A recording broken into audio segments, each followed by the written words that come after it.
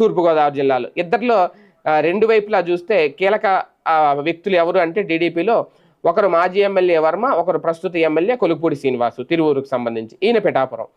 అయితే వీళ్ళిద్దరూ కూడా పార్టీలో ఒకరు ఓపెన్‌గానే పార్టీ మీద ఉన్న అసంతృప్తిని వెలగక్కుతున్నారు.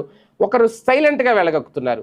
అంటే ఒకరు సైలెంట్ కిల్లర్, ఒకళ్ళు వైలెంట్ కిల్లర్. ఇప్పుడు అందుకే వీళ్ళిద్దరి గురించి చర్చ నడుస్తుంది. కొలుపూడి శ్రీనివాసు ఆయన ఏదన్నా ఓపెన్‌గా చెప్పేస్తున్నారు.